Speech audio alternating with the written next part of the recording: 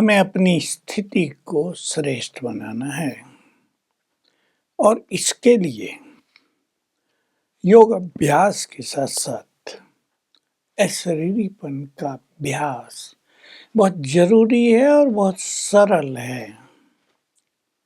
योग युक्त होने के लिए तो कोई कहेगा टाइम नहीं है, कोई कहेगा मन भटकता है, अनेक बातें मनुष्य सामने रख लेता है। लेकिन अशरीरीपन का अभ्यास चलते-फिरते कर्मों में हम कर सकते हैं। बहुत सुंदर भगवान के महावाक्य हैं। यदि तुम अशरीरीपन का बहुत अभ्यास नहीं करोगे, तो हलचल के समय अचल अडोल स्थिति नहीं बनेगी। हमें श्रेष्ठ स्थिति बनानी है। श्रेष्ठ स्थिति किसे कहते हैं? परिस्थितियों, परेशानियों में हम परेशान न हो जाएं। छोटी-छोटी बातें हमारी खुशी को नष्ट न कर दें। हमारा व्यवहार बिगड़ता न रहे। सोचो, जिसको बार-बार गुस्सा आता उसको श्रेष्ठ स्थिति कहा जाएगा? कहेंगे इसकी तो स्थिति बिगड़ती रहती है। ये तो अपनी भी स्थिति बिगाड़ते हैं, दूसरों की बिगाड़ देते हैं। मन में हलचल न हो, दुविधा न हो, अचल अडोल हम हो जाएं। हमारी प्योरिटी बहुत अच्छी हो जाए। ये नहीं कुछ देखा, कहीं अट्रैक्शन हुआ और बहुत सारे व्यर्थ संकल्प चलने लगे तो लोग कहेंगे स्थिति बिगड़ गई इनकी। तो किसी को संशय आ जाता है तो भी स्थिति बिगड़ जाती है। कोई दूसरों को देखने लगते हैं, क्या क्यों क्वेश्चन करने लगते हैं तो भी स्थिति बिगड़ जाती है। तो साक्षी भाव की स्थिति, अचल अडोल स्थिति, एक रस स्थिति, निश्चल निर्मल स्थिति, निर्भय की स्थिति, पवित्र स्थिति, सुखदायी स्थिति, इनको स्थितियां कहा जाता है। इसके लिए ज्ञान का प्रयोग करना, ज्ञान को अपना बल बना लेना, ये भी बहुत आवश्यक होता है। योग अभ्यास भी बहुत आवश्यक है, लेकिन कर्म करते बीच-बीच में अशरीरीपन का अभ्यास परम आवश्यक है। 3 शब्द सभी ने सुने हैं, बहुत गुह्य हैं। अशरीरीपन, आत्माभिमानी स्थिति और विधेयी स्थिति। हालांकि इसकी व्याख्या कई बार हो चुकी है, लेकिन आज फिर सुन ले थोड़े में।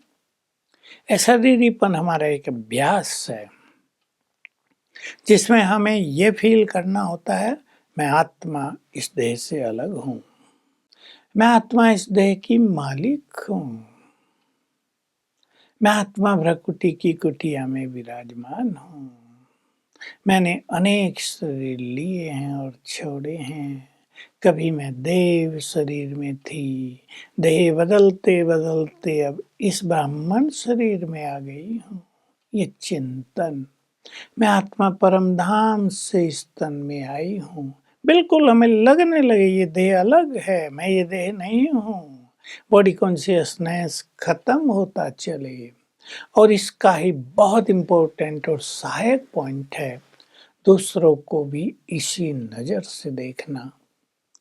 स्त्री है या पुरुष है, बच्चे हैं या बड़े हैं, काले हैं या गोरे हैं, किसी भी धर्म के हैं, ये सब आत्माएं हैं। सोचने की बात है। जो लोग इस सिद्धांत को मानते हैं सभी में ब्रह्म ही ब्रह्म है, क्या वो दूसरे धर्मों वालों में भी ब्रह्म देखते हैं? नहीं देखते, हम सब जानते हैं। तो सिद्धांत कहाँ अप्लाई हुआ? हम आत्मा के ज्ञान के सिद्धांत को अप्लाई करेंगे। किसी भी धर्म की आत्मा हो, काले गोरे सुंदर कैसे भी, सबके मस्तक के मध्य में चमकती हुई ज्योति आत्मा है। बहुत सुंदर हमारी प्रैक्टिस है। आत्मा देखने से हमारे सुंदर वाइब्रेशन उन आत्माओं को जाएंगे, उनकी स्थिति भी सुंदर बनेगी। देह देखने से उनकी देह के गलत वाइब्रेशन समय आएंगे, हमारी भी स्थिति बिगड़ेगी। क्योंकि देह विकारों से बना है, विषय वासनाओं से बना है, देह के अंग अंग में वासनाएं हैं, उसके वाइब्रेशन समय प्राप्त हो जाएंगे। हमें और मेहनत करनी पड़ जाएगी। इसलिए इन दोनों अभ्यास पर हमें बहुत ध्यान देना होगा।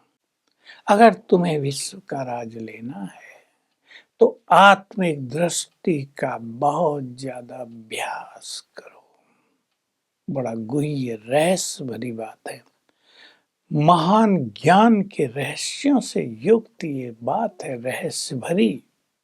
आत्मिक दृष्टि से हम बहुत प्योर हो जाएंगे, हम स्वराज अधिकारी बन जाएंगे, हमारी कर्मेंद्रियां शीतल हो जाएंगी, हम दूसरों को वाइब्रेशंस देने वाले बन जाएंगे, हम दूसरों के दिलों पर राज करने वाले बन जाएंगे और विश्व पर राज वही करेंगे जो सबके दिलों पर राज करेंगे।